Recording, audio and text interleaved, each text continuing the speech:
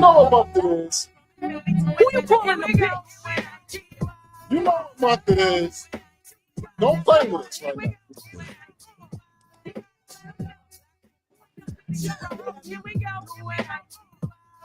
Hey. Instinct beats me. Maybe that's too rough. That's too rough to come out on. Yeah, I'm about to say. No, too rough. That's too much. I never can really guess with like what the vibe's gonna be.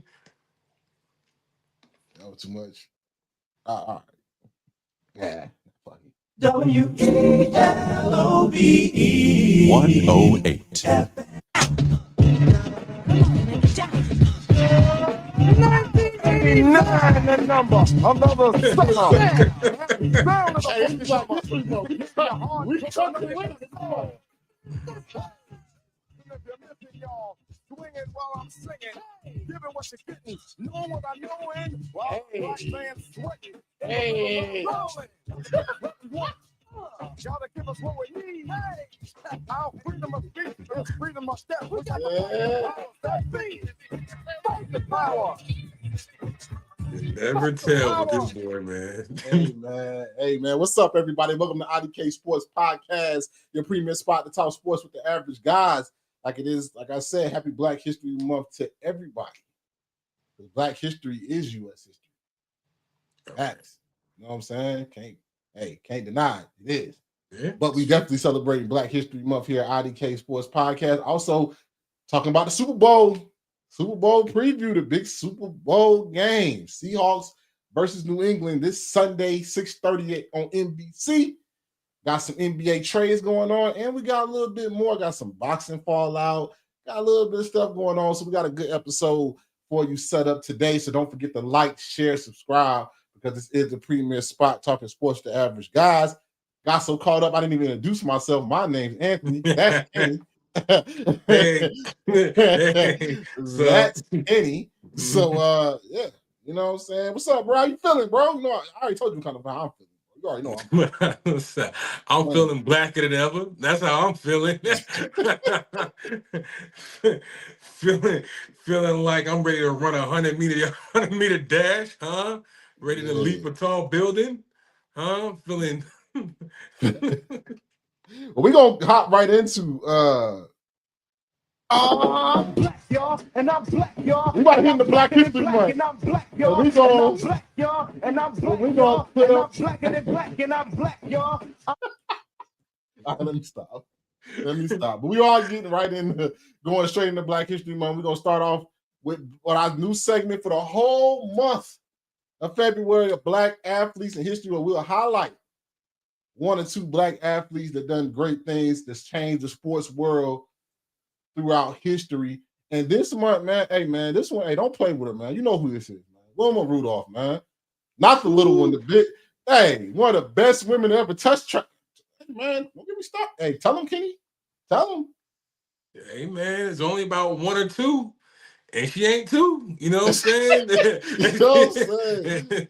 That's the best way to put it, man. Tell them about Big Willie, bro. Big Willie stuff.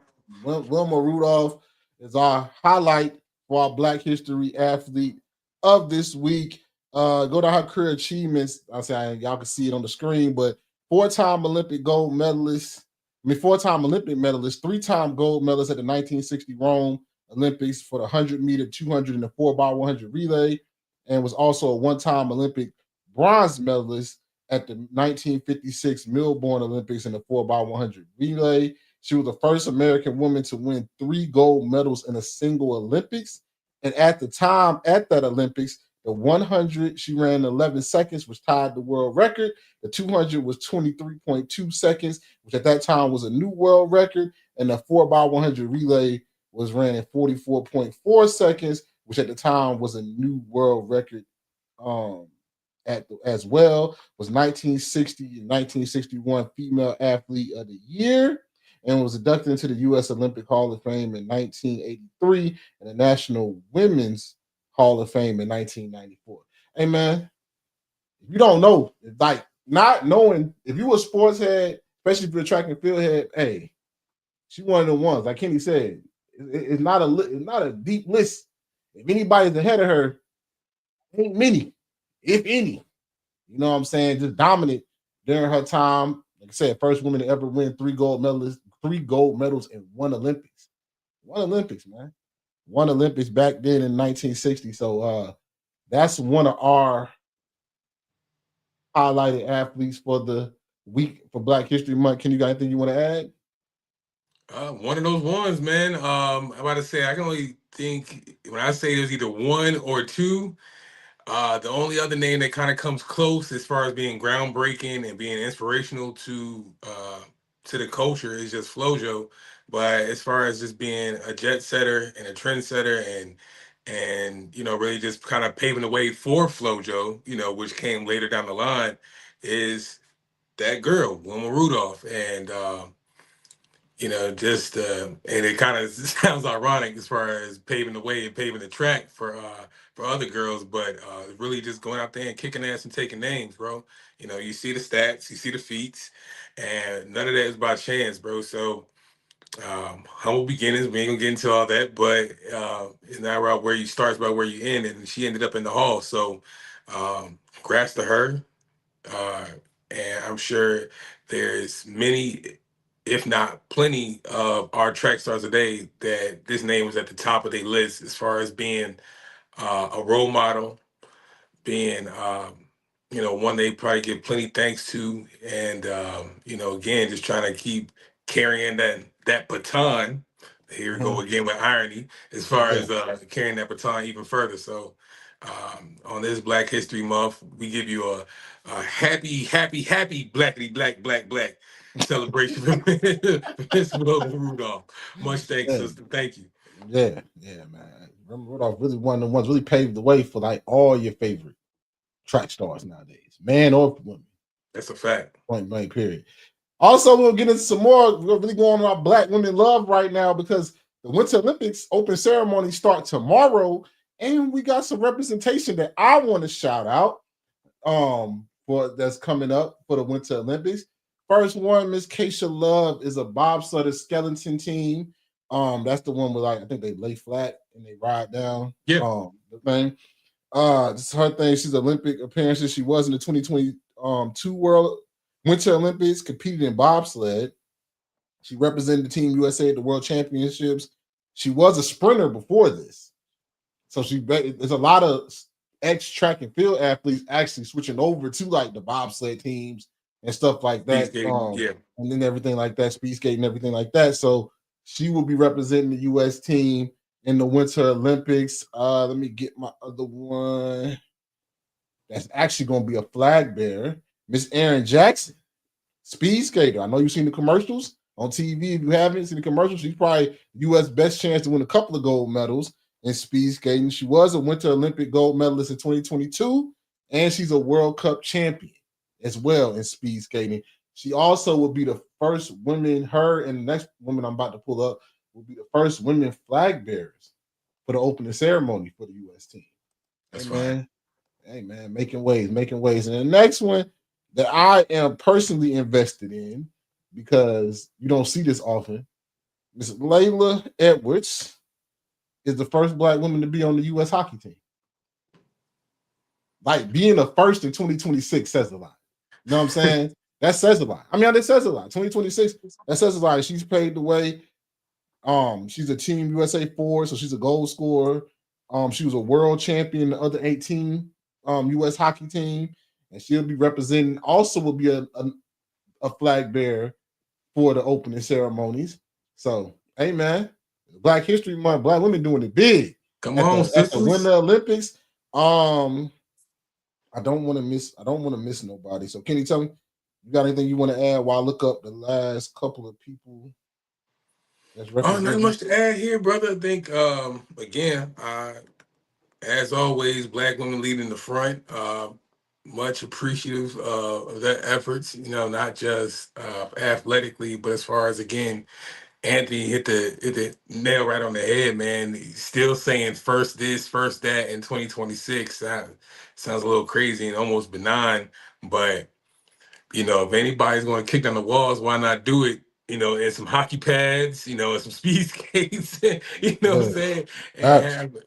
and have one of our sisters to do it, man. So again, hats off to you, ladies. Much love. Cause Yeah, you know all they got, they don't let the GDs in the door now, brother. they, facts, they facts, just let facts. us. They don't let us in the winter sports now, bruh. So You you only know what's gonna happen from here on yeah, out. we exactly, bro. So that's just wanted to highlight that's the Winter Olympics do. Well, it's already started, but the opening ceremony is tomorrow. So best of luck to all these ladies. Hope they get the gold medals and bring them home and show them that hey, we do everything. You know what I'm saying? Ain't no box. Don't put people in the box. And that's for like that stuff like this in Olympics sports. Is that's why I highlighted Wilma Rudolph and stuff like that. Shows that you can't put people in the box. And, hey, if you out there watching, like gonna be some other young girl out there that want to be part of the hockey team or Mhm. speed skating team and stuff like that. Don't put yourself in the box. You know, be anything you want to be. That's a real thing. As long as you put your mind to it, as long as you had a hard work and dedication to do it, and these women are showing it. So shout out to them. All right. Oh, Always. let's get into it, man. Let's get right into it. Gotta find it. You know what's happening this week, man. You know what's happening. What's happening here? Sunday, Super Bowl 60. Seattle versus New England, 6:30 Eastern Time, NBC. The game of the year. You got the Seattle Seahawks representing the NFC, New England representing the AFC. So let's before we get into it, I had a little bit of keys to the game, Kenny. Then we can talk about some All game right. plan stuff and stuff like that. All Okay. right. Cool. Yes. Um, Seattle Seahawks. I think their keys to victory is they got to run the ball effectively, not with a lot of yards, but run the ball effectively, like they did in the Rams game. Run the ball effectively, limit turnovers. Can't turn the ball over. Turn the ball over, you're gonna keep them in the game, get them short fields. Can't do that, and put pressure on Drake May. I think they do these three things, they win. In my opinion, how do you feel about the Seahawks' keys to victory? Oh, it sounds about the same, man. One thing that that does carry over, as we've been saying it over and over and over again ad nauseum, run the ball, play defense, and those are two aspects of the game that Seattle has been dominant in, especially in this playoff run. They're one of the top scoring defenses. Start there, not offense, but on defense. But Mm-hmm. it also helps that they're a balanced offense that just happen to be exceedingly well at scoring the ball too. And that comes from having a mixed attack, right? So, with Kenneth Walker kind of been, I know that loss for what's your boy name? What's the other running back name? Forgot. Charbonnet. Charbonnet. So thank you. That loss for Charbonnet hurt, but Kenneth Walker kind of been like, nah, I'm gonna be lead back and I'm gonna do just that, Mm-hmm. making crucial runs, moving the sticks, getting those tough yards when he can, or having a breakout 20 yard or 30 yarder when he had to, you know what I'm saying? Kind of just changing the game on a dime. So this is when we need those X factor plays. And these keys of victory has kind of been they motto all throughout this playoff stretch. So it's kind of just more of the same, honestly. So Yeah, they got it and they can do it. They showed it already. definitely have. Definitely had. Hold on, got a lot. Let me get rid of some of this other slides. Okay, here we go. Patriots. This is what their keys to victory for me is. Stop the run. Got to stop the run. You can't work the way they've been passing the ball with Jackson Smith and Jigba, and we'll talk a little bit more when we go a little bit more in depth to game planning. But I think the Patriots got to stop the run first. Got to stop the run. Can't let Kenneth Walker go for 100 yards too. Create turnovers. Give your young quarterback short fields. Give them a short field. Don't make them have to drive the length of the field every time. If you can give them short fields, then maybe you can steal some points early and keep this game. Get like quick points instead of having the long sustained drives.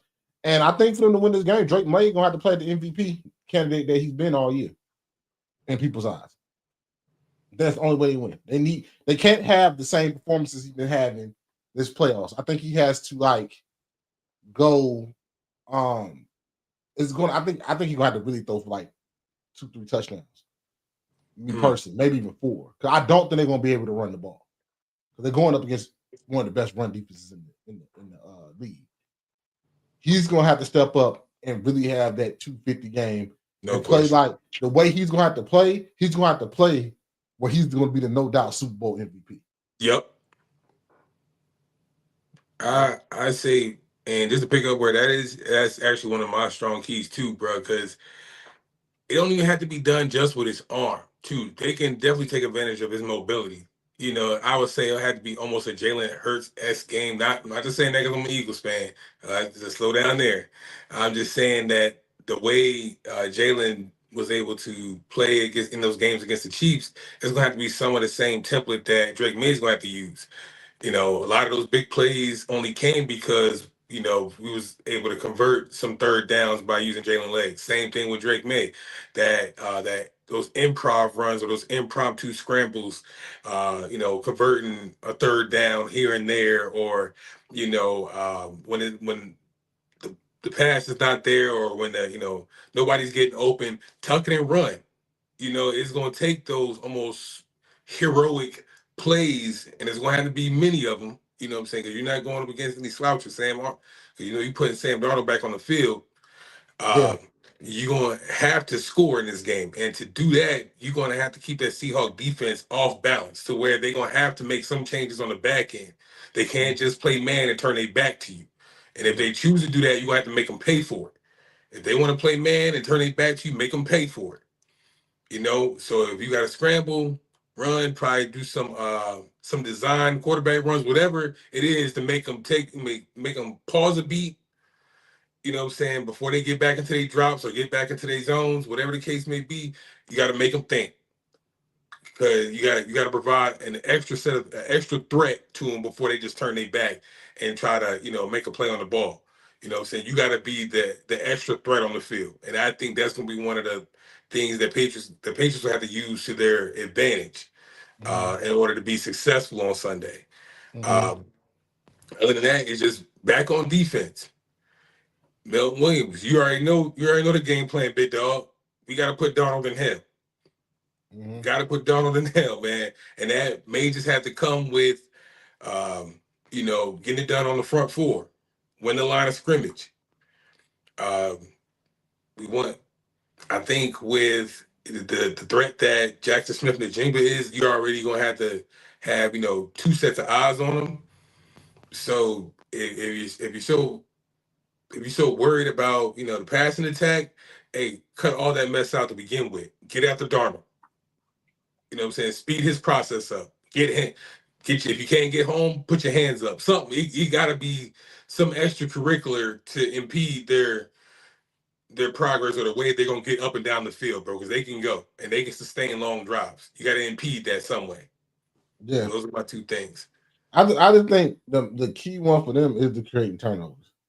They got it. I think to have a better shot, I think they need to give Drake May short fields. If they're starting on their own 15, 20, 25.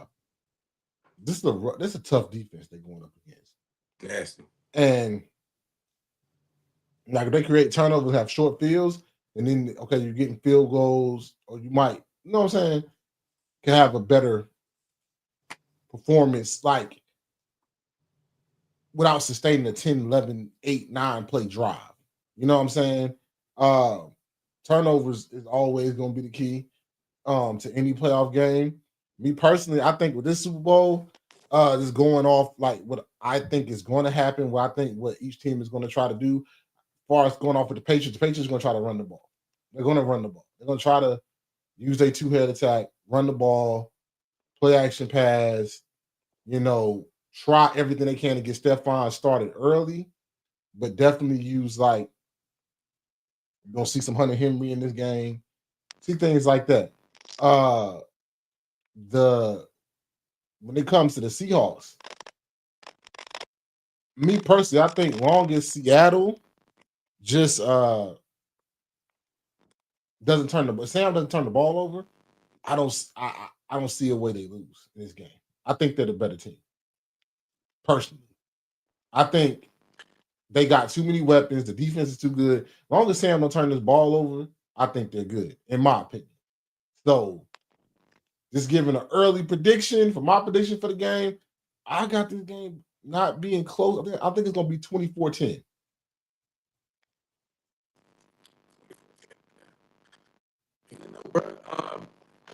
You breaking up really bad, bro. Hey, try to go in and come back out. Go out, come back in. I can't even hear you.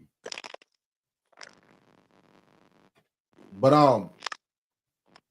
yeah, as long as Sam Darnold can not turn the ball over in this game, I think that defense is good enough to carry them. I think that they're able to create. I think they're going to create a turnover in this game. That they're going to put Drake May under duress. I think they're going to put. I think they're going to stuff the run. That's why I don't think this game is going to be that close. It might be some interesting moments, but I still got like a 2-touchdown favorite for the Seahawks in this game. Point blank, period. You know what I'm saying? Like for real. Like I think the only way that New England can stay in this game is if they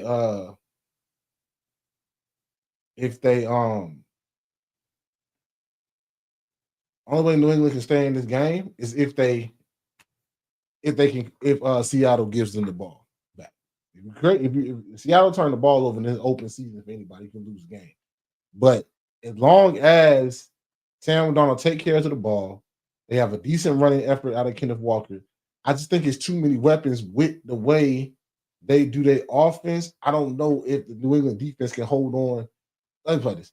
I don't know if the New England offense can keep up with the scoring output that Seattle maybe can put up. I don't think they're going to be able to score as many points on the Seattle defense than Seattle can score on the New England defense. And also at the same time, New England doesn't have to. Seattle doesn't have to score as many points as they did against the Rams because New England's offense ain't as high powered as the Rams' offense is. So I got it like a game that's really, like I said, 24-10, maybe 28-14. Like you have some interesting moments, maybe like a touchdown lead, maybe a 10-point lead at halftime, and then like Seattle just controls the game the whole time. Let's see if my boy trying to come back on the stage here.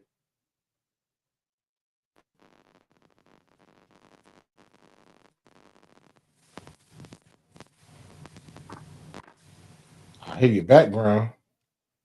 All right, you hear me? We back? I hear you. Yeah, we back now. All right. All right. Yeah, I told them that basically I got Seattle in like not like a route, but like a 24-10, 28-10, like a clear victory. Not close, long as Sam Darnold doesn't turn the ball over. I just don't think, like last week, they had to score a lot of points against the Rams. Yeah. They don't have to score as many points against New England. I don't think New England can score that many points against the Seattle defense. And long as Sam Darnold protects the ball, they don't fumble it, they don't turn the ball over. I think they handle this game pretty easily. Oh, handily, no question. As much as I think the only betting chance that Patriots have is for those heroic plays that we were mentioning earlier from Drake May, but that can get snuffed out real early in the game. You know what I'm saying? All it really takes is, if they choose to deploy a spy, whether it's Eamon Warrior, I know he's coming off an ankle injury, trying to get right for the game. If they, deploy someone else, they kind of keep an eye on, or just get home naturally, like they have been doing during the playoff run. All that can get snuffed out early in the game, and once that fire gets put out, it can be a clean route, and that's kind of what I have for the Seahawks, brother. It's just like once all the fun and games get going, maybe I expect the Patriots try some trick plays, something to throw the Seattle defense off, off his rocker. But once those things, kind of play itself out, and once that shock and awe is kind of done, and those emotions start to settle into the game, oh man, we back to business. And that's why I kind of have this game being somewhere in the ooh, how bad I want to do them. I kind of want to say it's going to be in the 30s. Mm. And I want to settle around 28 too, just to give him some credit, but I can easily see this game being 31-10, 31. Let's be fair, 31-17. Let's say 31-17 Seattle. It's like 2 touchdowns. Yeah, like I got them by 2 touchdowns. Yeah. Like I got them by 2 touchdowns. Let's go into the MVP. If it's not the quarterback, so this is what I will preface this with. If the quarterback doesn't win, this is who we think will win MVP, right? And this I'm gonna go with somebody. I think this is what I truly think. They're going to be so focused on JSN.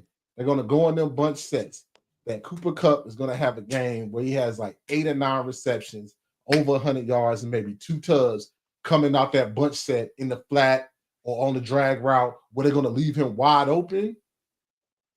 I can see Cooper Kupp having a huge game in this game because everybody's going to be, they do the same thing, right? Everybody's going to be focused on JSN. So now you might have a thing where 2 guys go with JSN, and here come Cooper out that bunch set on the drag route, wide open, 10 yards, 10 yards. Next thing you look up, he got like almost 10 receptions, 100 yards, a couple of touchdowns. That's my wild take for having a sneaky game to be Super Bowl MVP. Other one I got, there's more. It's still an out there take. Rashid. I think he runs a punt back or kickoff back. And he does something in the passing game. Good one. That's a good one. That's a good one. I was gonna play it safe and just give it to Kenneth Walker. Honestly, I'm thinking some of the same. I have some of the same logic. One, I don't want to just play it like Christian Gonzalez as some run of the mill corner. Like, let's be clear, he's top 5. He's a top 5 corner, and I believe that's gonna be the matchup that's gonna like kind of set the tone for how well that offense is gonna move within the first half.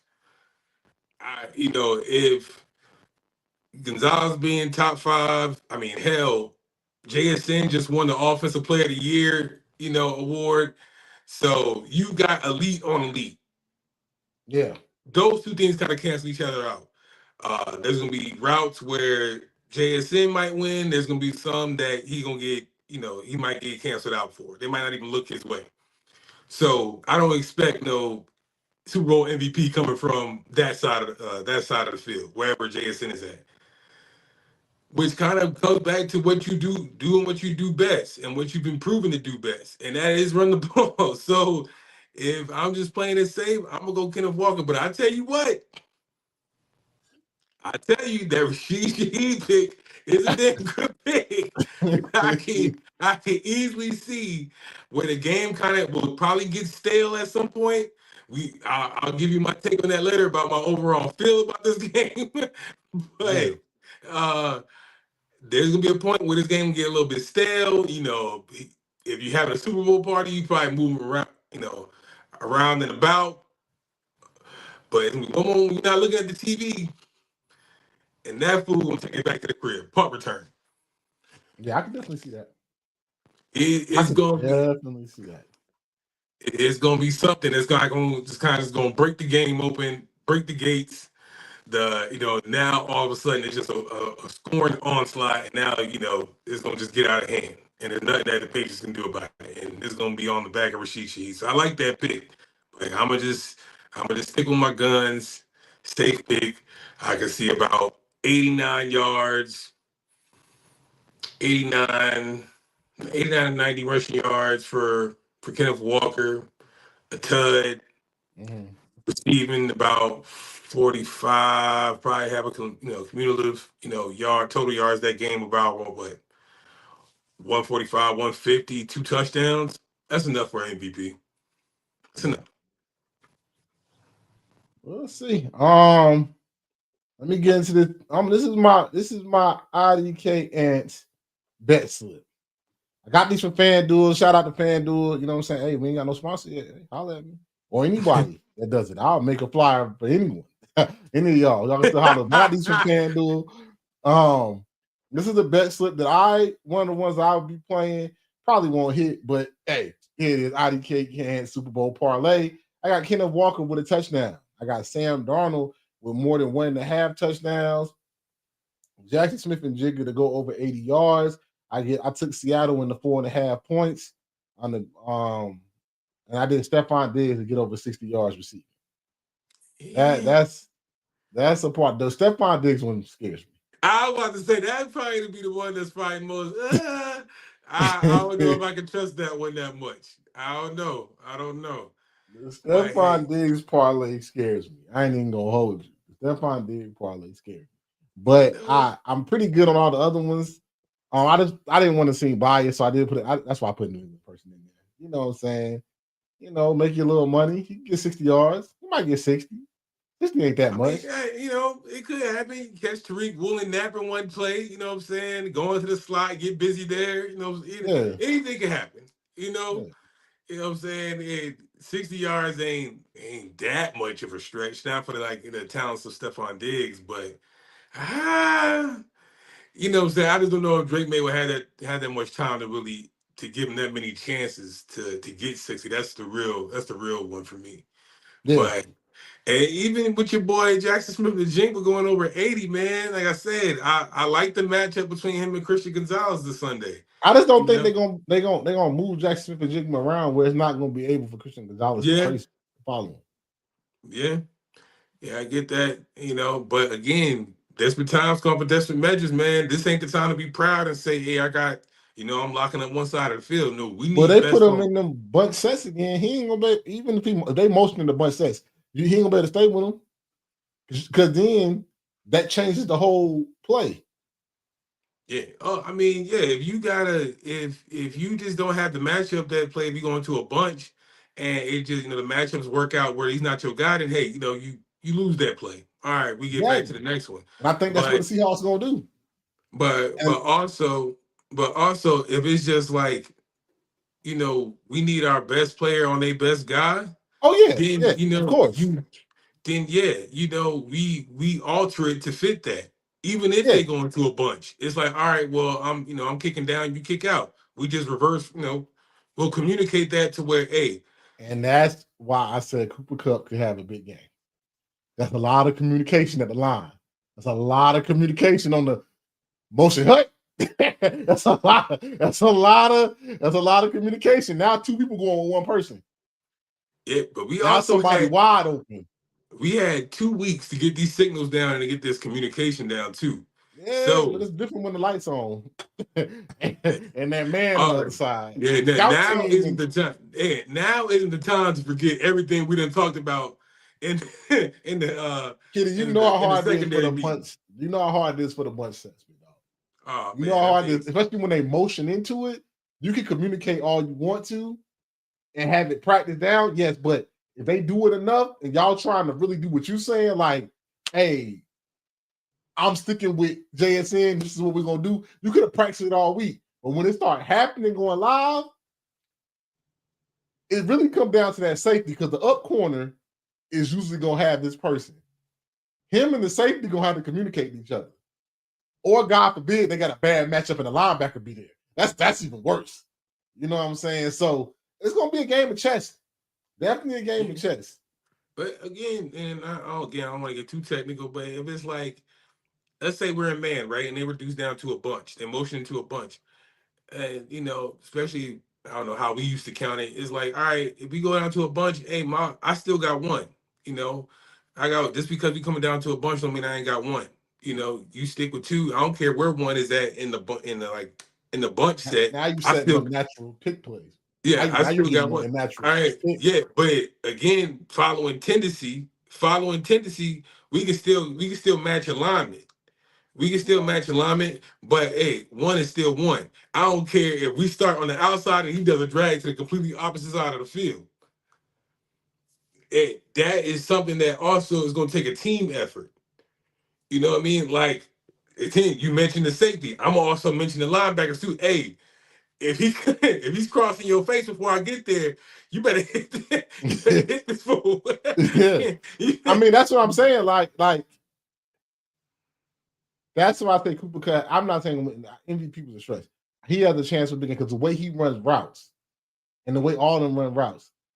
If JSN motions into the set and he the inside guy, and Cooper Cut was like on the outside, and maybe they got a tight end or he in the middle. Yeah, Cooper comes on the drag route. Here go JSN going over top. on like an Pick. outpost, whatever. Right. Natural pick.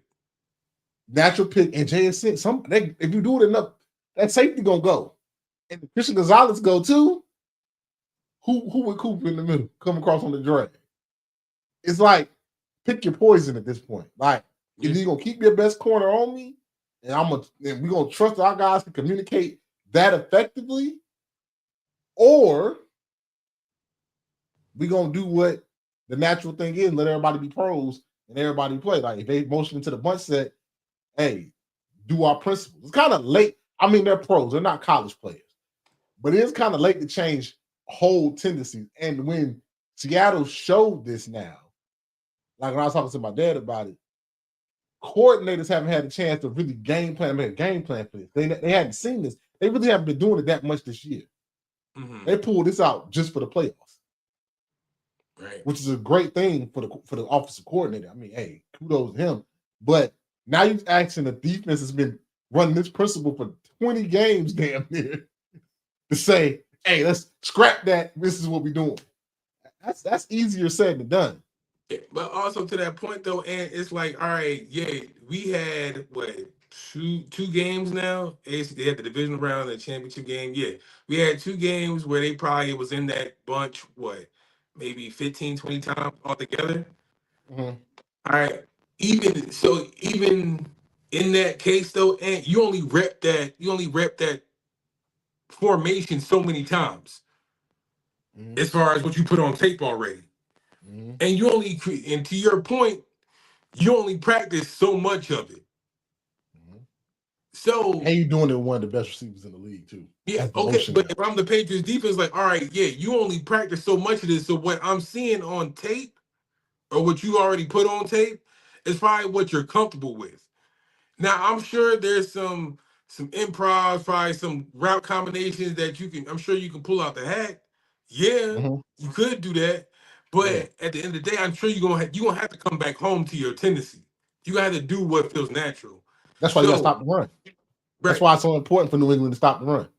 Because if you don't stop the run and you got to deal with all of it, it's impossible now. Now the linebackers are cheating up. The safety is cheating up because we can't stop the run. Now here go this bunch set. Now we got to deal with this bullshit too. Got to stop. That's why one of the keys of the game were for Seattle. Got to stop the run. Yeah, I mean, and you're absolutely right. Because if it doesn't, I mean, for New England, I'm sorry. Yeah, no, I get you clarifying, but it's like, yeah, of course it starts with the run. If you don't get that done, then yeah, now shit, all we got to do is play action this and run a wheel route behind it. Play action that bunch set. Yeah, crazy because not a linebacker will step up behind that bunch. I'm running right behind. Yeah, then hey, Bonanza, we going to Disney World. Ain't that much stopping the run is going to be the key. They got to stop the run. New England has to stop. They got to stuff the run. Kenneth Walker can be feasible and effective runs. When I say effective runs, like on a drive, he getting you like 3 yards, 4 yards, where they're not starting 2nd and 8, 2nd and 7. They starting 2nd and 5, 2nd and 4, 3rd and 2, 3rd and 3. Now you got to make them play behind the sticks. It's advantageous, yeah. It's advantageous to play football like that. And again, that's the desired plan, right? Like you said, everybody has a plan. But again, it's about. I'm just going back to Patriots defense for a second. It's just playing team defense. Covering that bunch set doesn't just stop or start and stop with the corners or with the secondary. You know what I'm saying? Hey, bro, I'm not too far ahead of asking my DN to chip this guy when he come out that bunch. Hey, chip him. Give him a bump. Give him a short. You know what I'm saying? But again, it's all we're taking care of the threat that's in front of our face right now. If they get wise and throw a toss run play out to that side, all right, cool. Rally to the ball. I'll take that L. But from what I've been seeing is that some of these formations they get into has been hard to handle. Yeah. There's some smart guys on that Rams defense. You know what I'm saying? There were some smart guys in their matchup before that one. It's like, bro, they put a lot of pride in just in their discipline.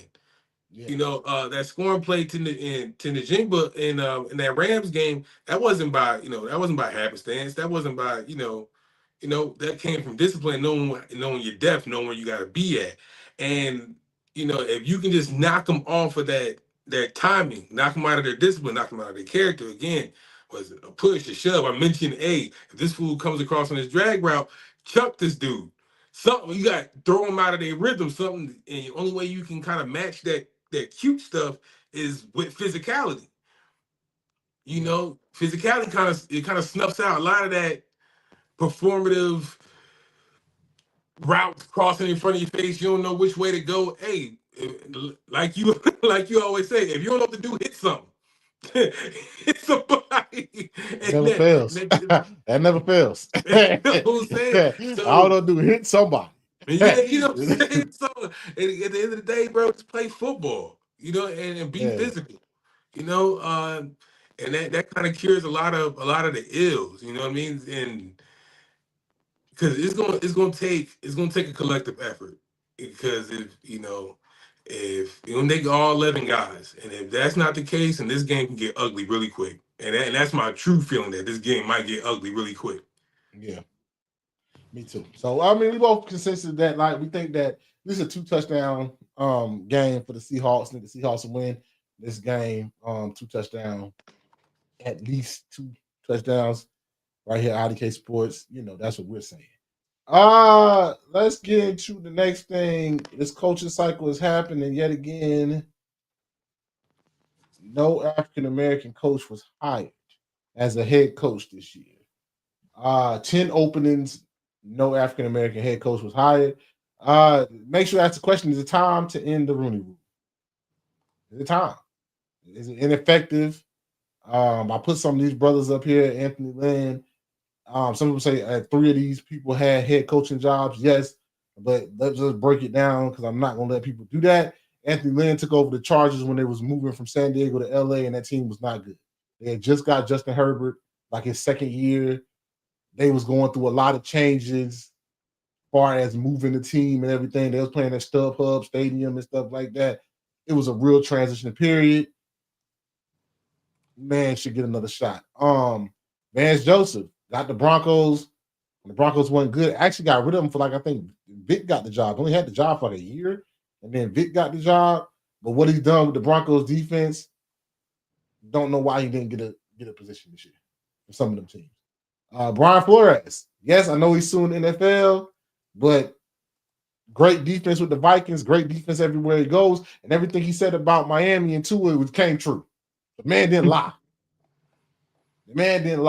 But I don't want to go in and then my fault. Byron Leftwich, the man's a Super Bowl winning offensive coordinator. I think he's at Colorado right now, assistant coach.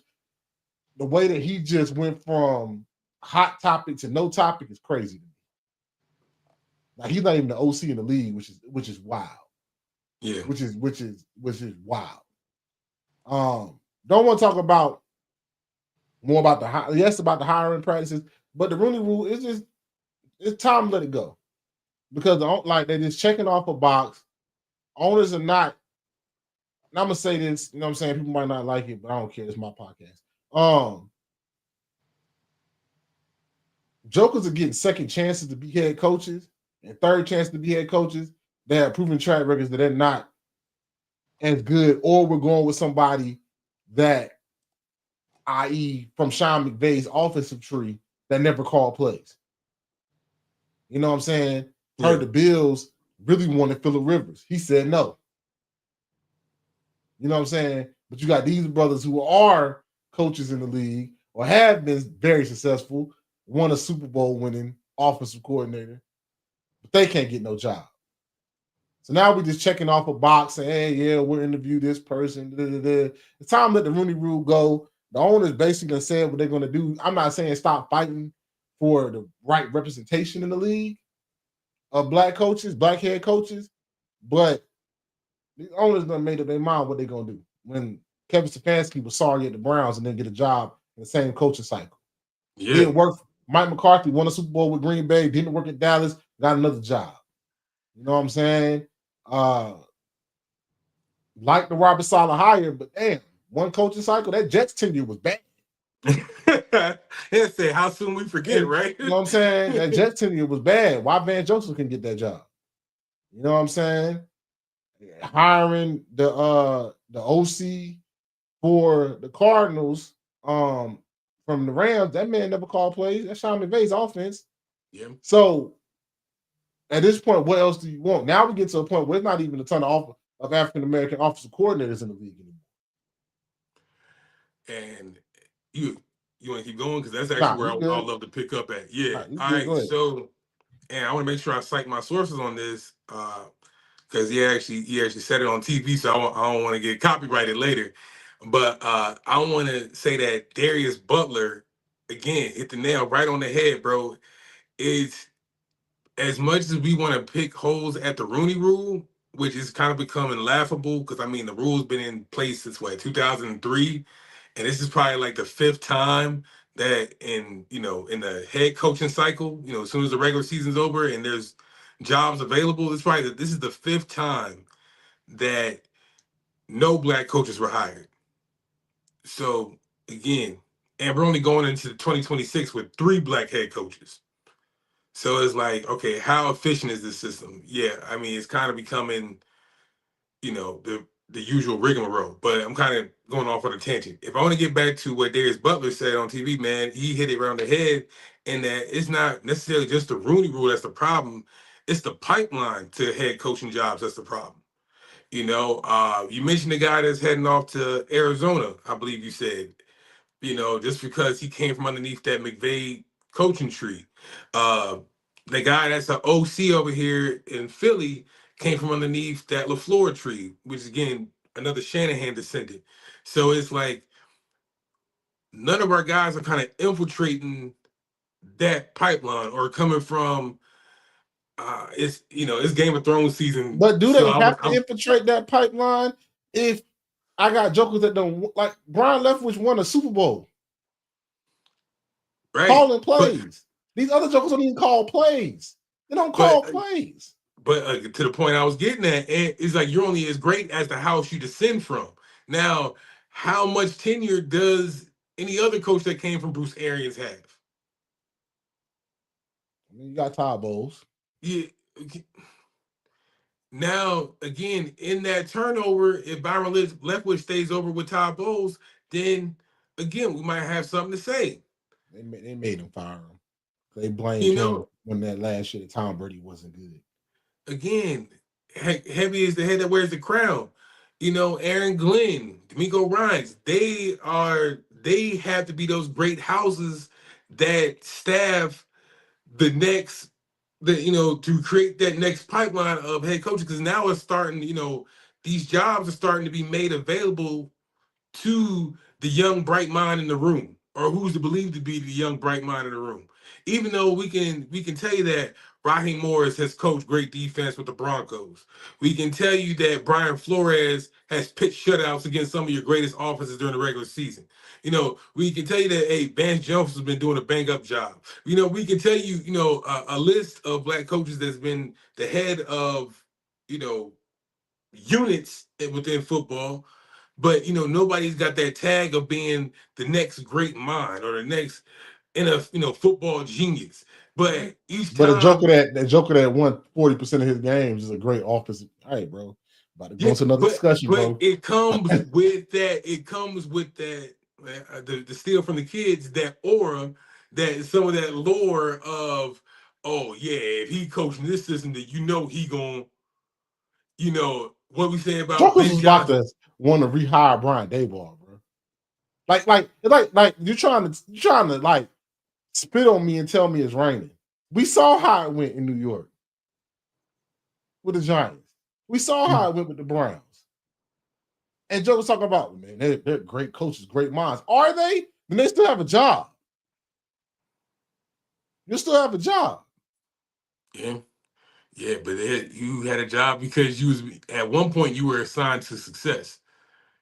Todd Monken, he's not far off of this off of this conversation either.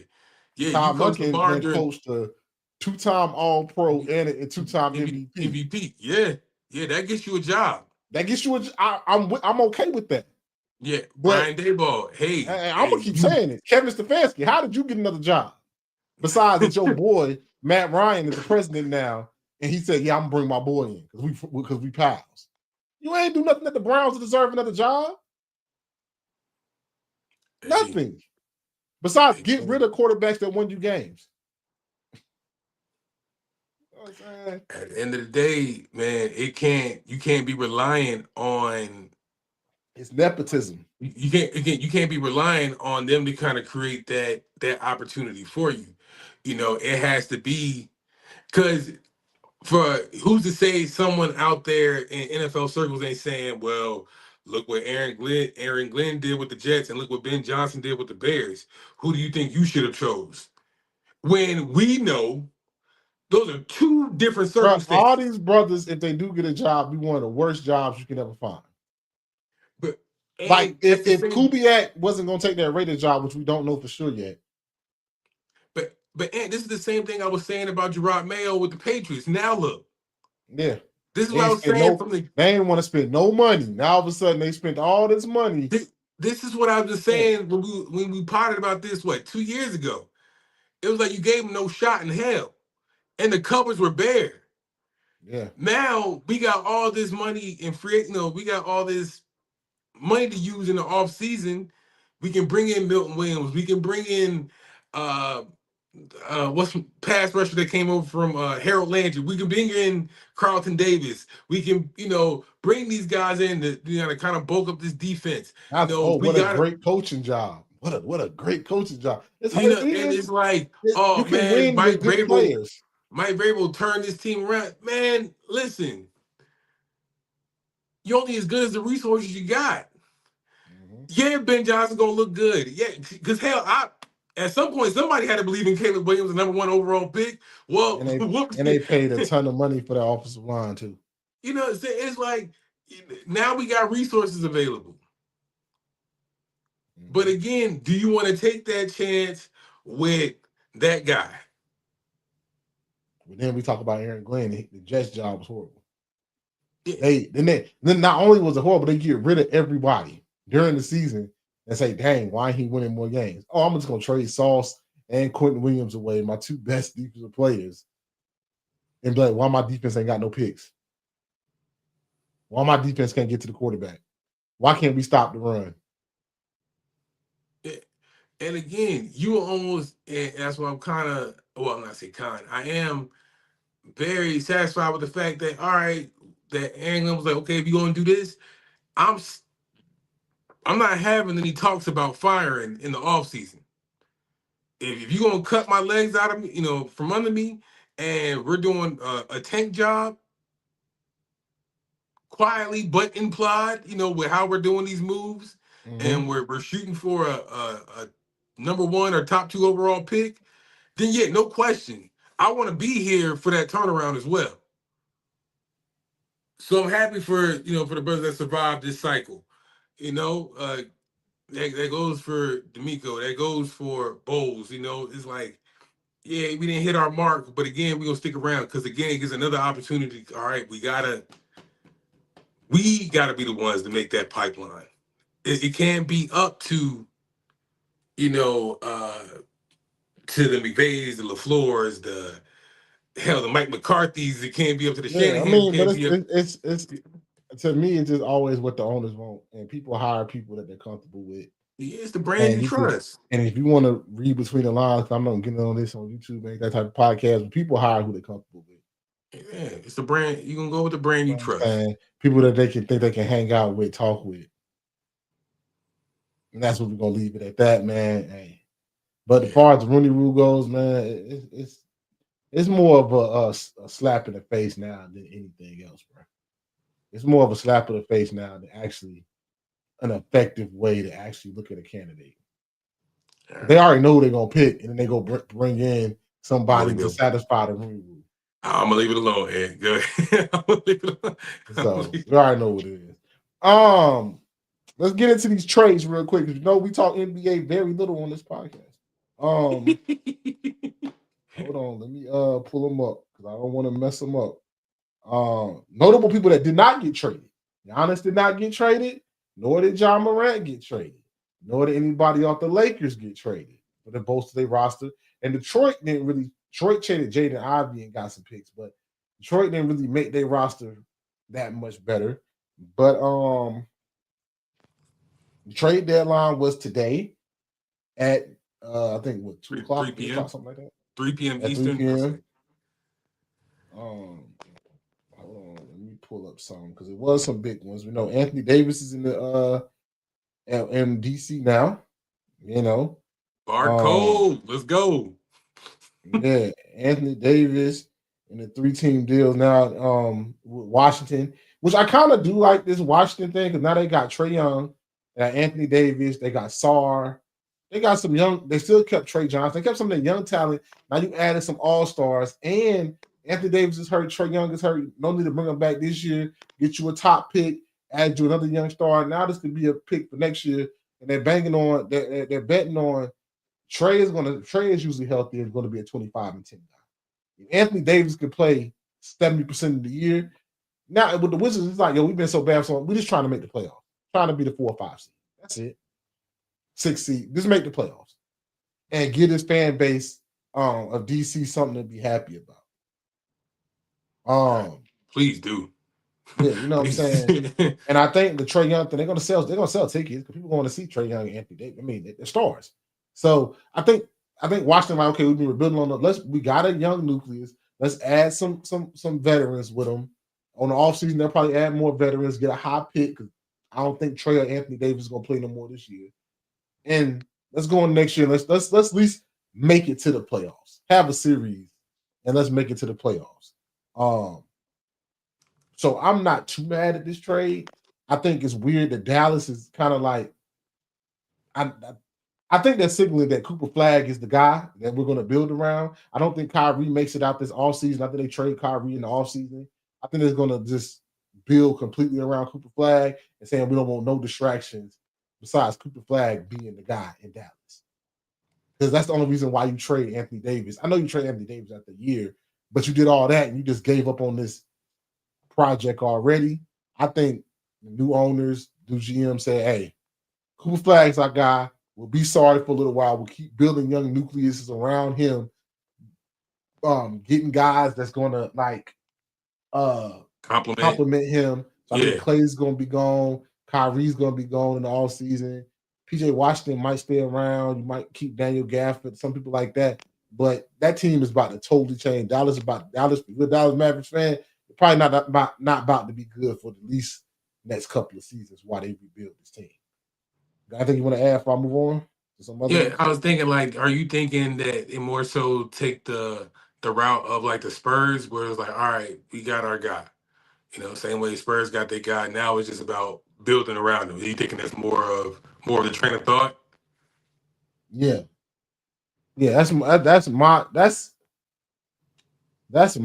train of thought with the Mavs. Like, let's get everybody to build around Cooper Flag. So what does that mean? Getting him shooters that can space the floor, getting him a big that he can play with. You know what I'm saying? Because he kind of handles the ball a lot. And let's do everything to make him accentuate everything he does well. But not with having to share the ball with Kyrie or Anthony Davis. Ball dominant. Got you. Yeah. The other big trade was the Cleveland Cavaliers, James Harden for Darius Garland. I like it for the Cavaliers. I like Darius Garland, but James Harden is a pass first guy.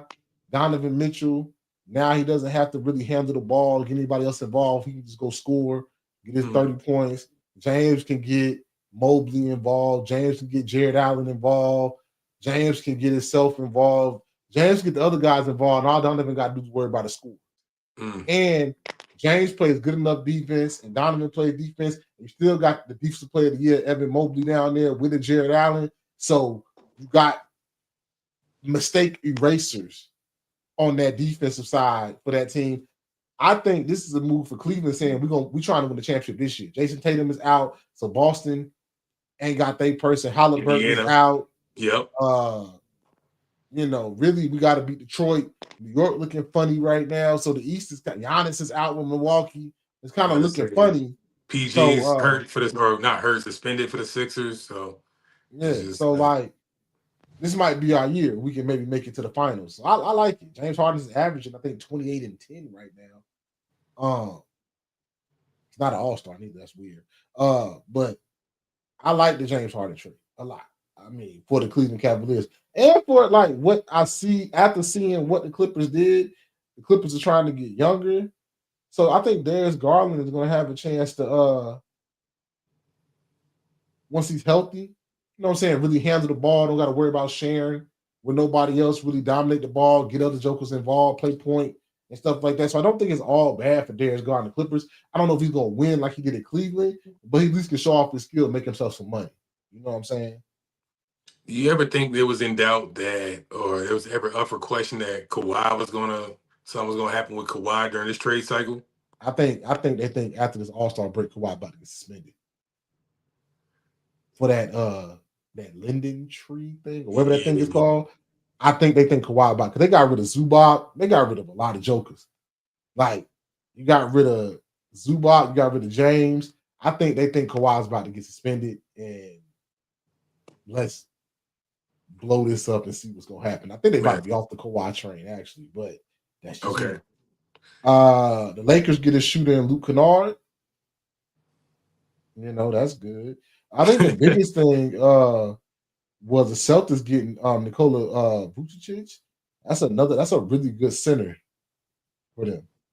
That's a really good center that can add to that team next year 27. Yeah. when Jason Tatum is back.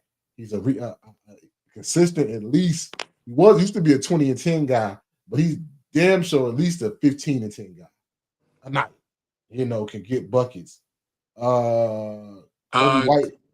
let's see. Oh, go ahead. Go ahead. Go ahead. I said Kobe White comes back to North Carolina, playing with the Hornets. Don't know how that's going to work with him and LaMelo. Teach his own.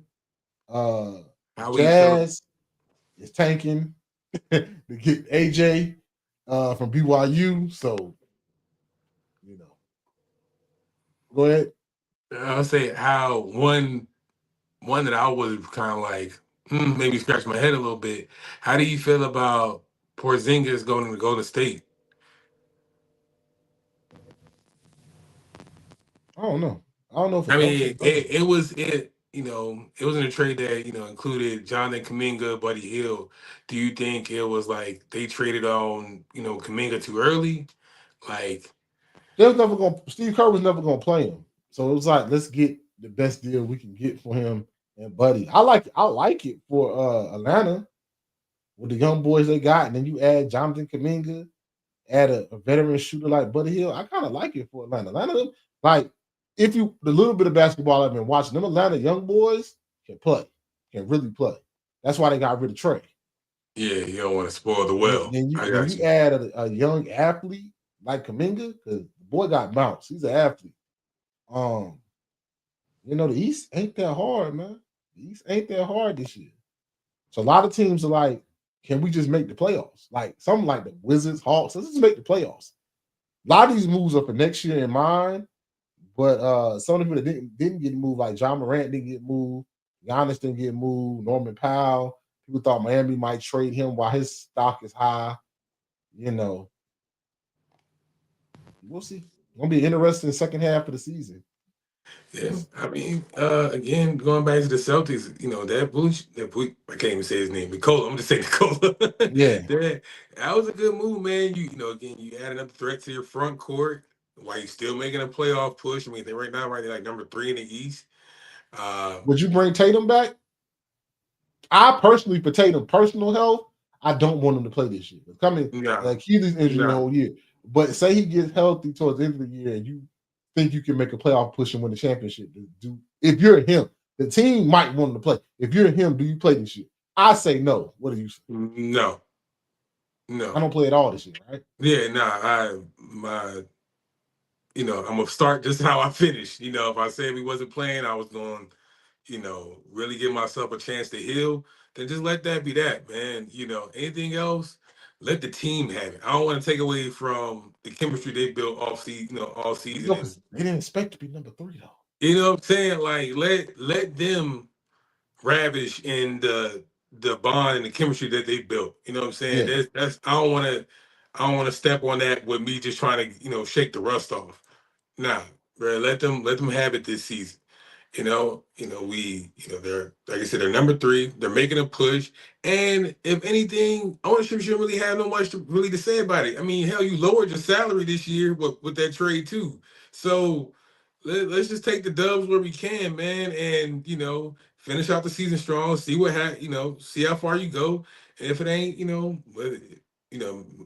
matter how far you push it in the East, hey, bro, you had a good season at the end of the day, bro. Now we're gonna come back even more on top of our game next season when I'm back. So let's just let that be that. Let's sleeping dogs lie. Yeah, I wouldn't play. I wouldn't touch that court. The Pacers are trying to like move some money too. So when Halliburton does come back, maybe they get a high pick and they can also maybe convince a star to come too. So that's another thing to look at. You know what I'm saying? All right, that was our basketball segment, man. Hey man, we did it. We did it. You want it? Here you go. Basketball. We did it. All right, so now we go on to the sweet science, man. I got 2 clips I want to play. Let's start with Shakur talking about what he saw after the fight in the doctor's tent. Not in the locker room. The doctors, they went to check me and shit. And I seen T.O. in there. We actually took a picture together and everything. But he was in there dolo. Dolo. I'm like none of his team, nobody? Where everybody at? Right. Why is he in here dolo? Me and him having a full-on conversation. He pulled me to the side, just one-on-one. Me and him had a good little convo, but nobody else is in here with him. That's crazy. I'm not a T.O. fan, but being dolo after a beatdown like that, after you had all them people in your corner and stuff like that, before I get to take on that, here goes Dad. Here we go. Hey, prepare yourself. Here we go. I don't know what happened. It just looked like all his powers were not there. Like everything was like that we planned, everything that he did in sparring, everything that we planned to do was not there. His power was not there. I was in shock, man.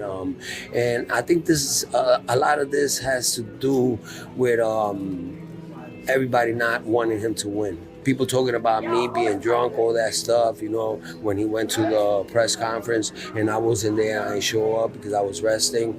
And I think he's defended his 140 and that didn't work, and that happens. It happens to anybody, what I'm saying?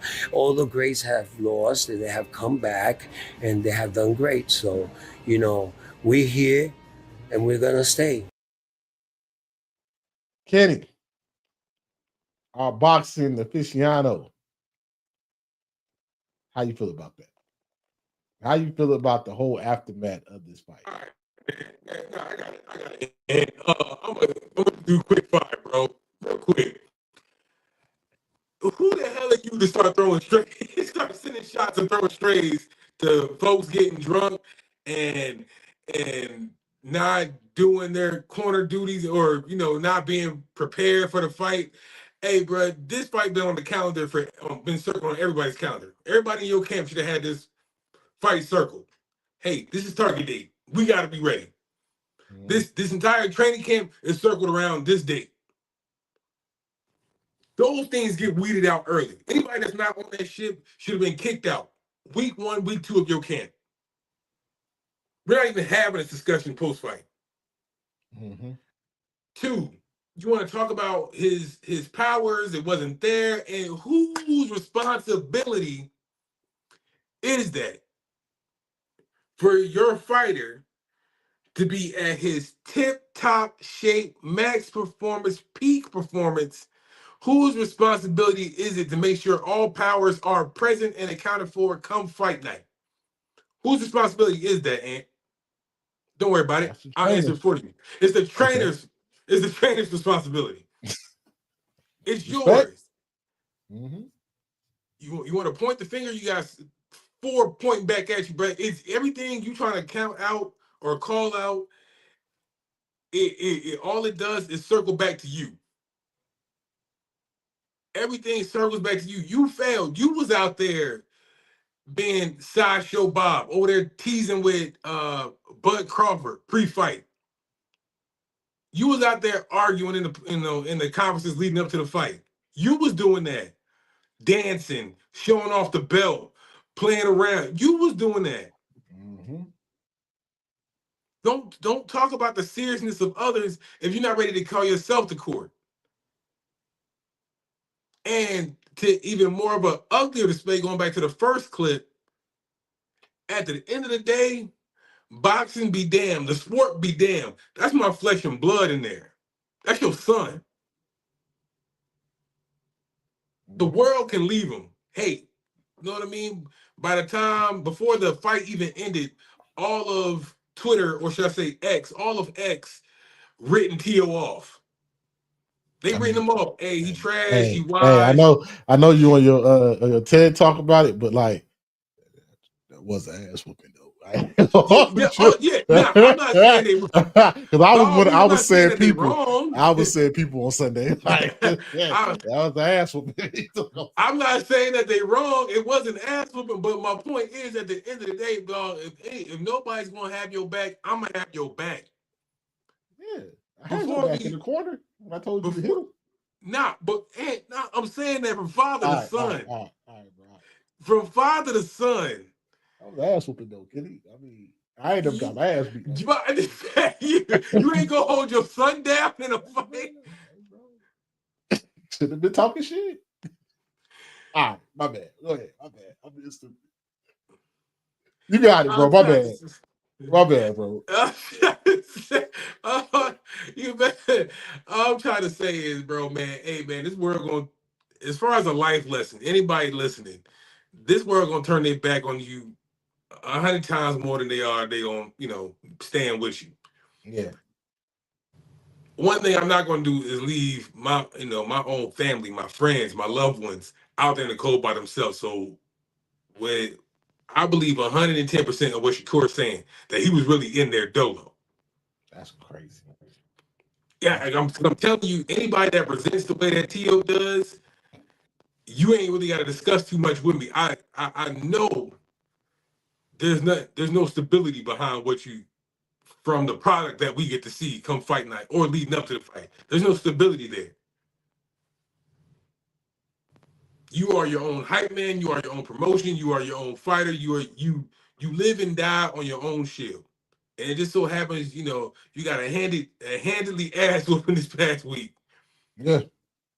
And what's even sadder than that is that you got to carry that weight by yourself too.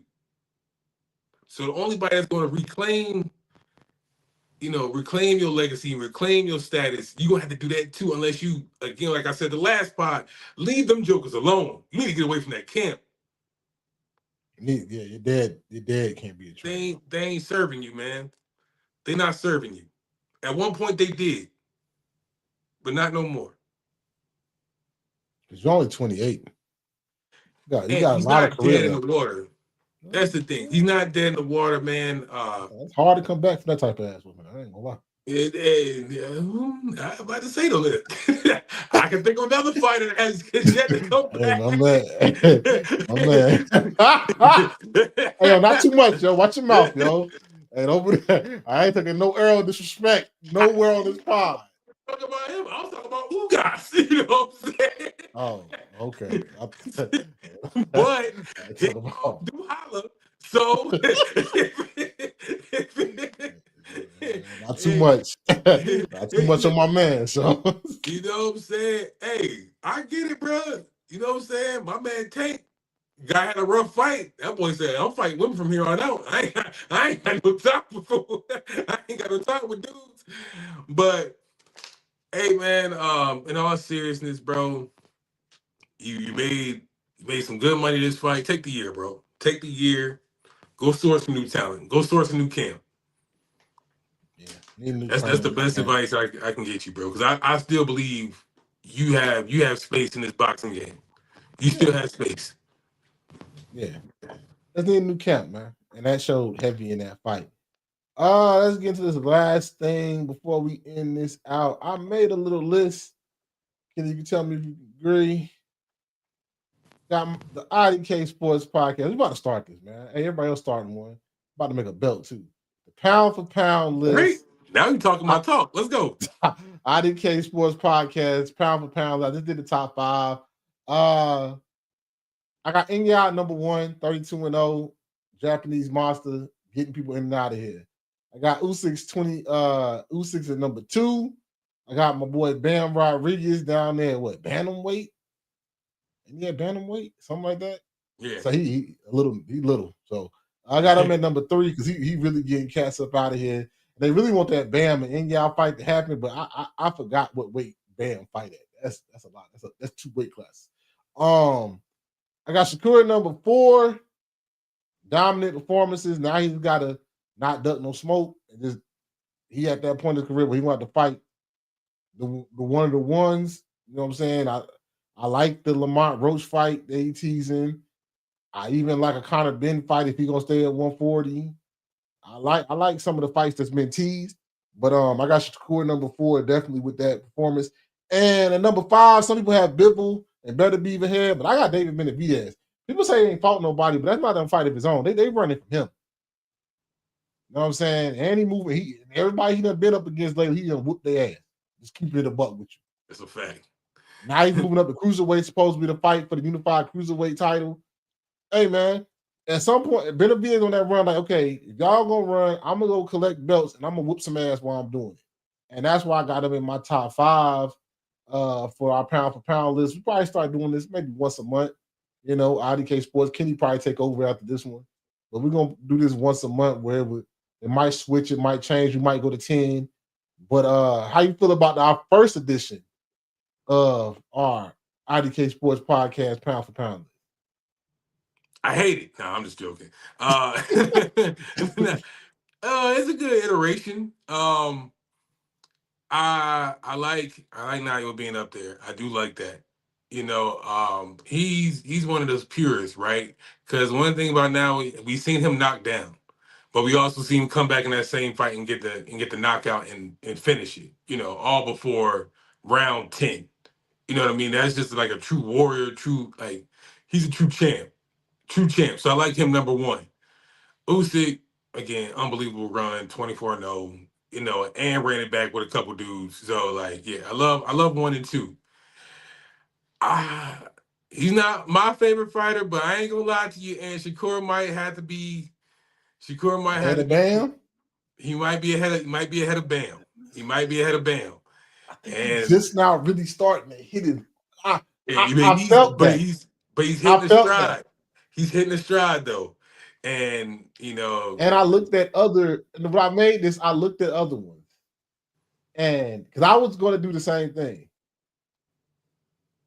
But there was a consensus that Bam was ahead of Shakur on every Ring magazine, every other pound for pound list. I get still it. had Bam ahead. But I'm not mad at it. That was the one where I was like, am I gonna push Shakur at 3 or Bam? Because Bam getting jokers out of here too. Oh, no question. Any belt collector, any on a run. He belt collector. He trying to be undisputed, ain't he?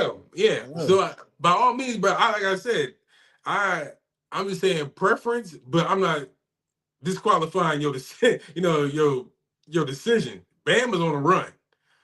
You know, I probably, you know, just coming off that last performance, that was really damn dominant. I can't hate on that. That was a damn dominant fight. Shakur one of the ones. After this fight, he is one of the ones. What everybody was talking about, I've seen it. I'm a fan. I'm there. Yeah.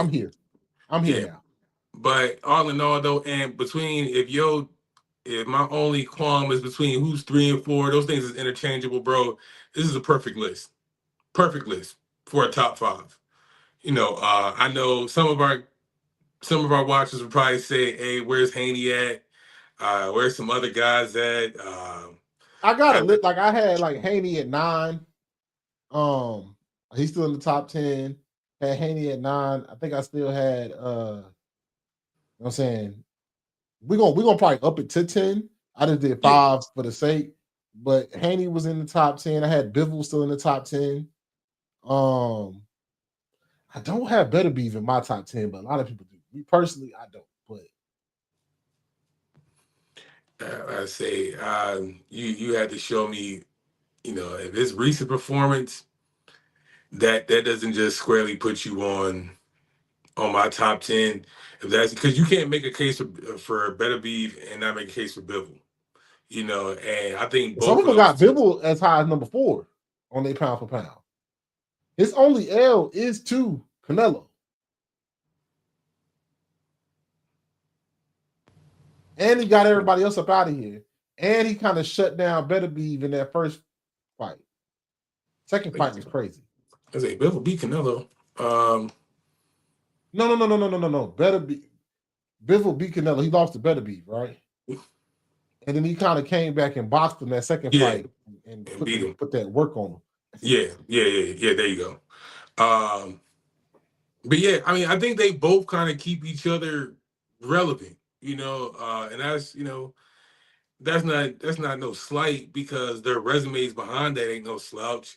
But again, you can't take one without the other. So, as long as they still claiming active, Bivol's nursing back an injury. Better Beef is getting up there in age. We don't know when his next major fight will be. But while they still maintain their active classification, they will kind of keep each other in that top 10 pound for pound. But I'm all about making way for the new blood. So at some point, especially if I'm taking this over, who's gonna be in that top 10 at some point. you already know. But I'll let our viewers wait for that. This is a damn good iteration, bro. I like this. Yeah, so that's our top 10 boxing things, man. A lot of things going on this weekend. Like I said, you got the Winter Olympics happening for those who like Olympic sports. I'm a pretty good fan. I kind of like the bobsled team. Always root for the Jamaican bobsled team because of Cool Runnings, the ones that know. You know what I'm saying? Get rhythm. Get right. Jump on now. It's bobsled time. So yeah, then you got of course you got the Super Bowl this weekend. Like I said, the Super Bowl this weekend just feels like either it's going to be a surprising close game or a blowout. And I'm hyped to see Bad Bunny. See how everybody reacts to that. I got some Bad Bunny bangers that I like, but I don't know, man. The Super Bowl feel like it might. Let's have a good time at the party, yo. Let's have a good time at the party. But I don't think it's gonna be an interesting game. Man, stop lying to these people. Man, scratch all that with Ed talk about, hey, be around some loved ones and gather around your TV because guess what? We get a trailer release for Avengers Doomsday. Everybody that know the culture, support the culture, and love the culture. MCU, we back. We bike, huh? Robert Downey is now Dr. Doom. It's lit, huh? J. Cole dropping on Friday. J. Cole is dropping. Probably drop right now. I ain't gonna hold you. Yeah, probably about while I'm editing this up to put on the audio file. I'm probably about to listen to J. Cole. You know what I'm saying? Celebrate how you know how. So, man, ain't nobody worried about this daggone Super Bowl. I'm just playing. It's the last football, the last real football we're gonna get for a few months. So we're gonna enjoy it the best way we can, and then Lord knows what exists beyond this weekend. we would do our best, but for right now, we'll just live in the present and enjoy the Super Bowl and whatever it has in store for us. So, God bless it, Drake May. You better find a damn Superman cape in your closet, my boy, because we gonna need something to watch. We gonna need something to watch this weekend, my boy. Make it happen. Oh, facts, man. Facts. But you know what I'm saying? Like all good things, some things gotta come to the end. And just like for this episode.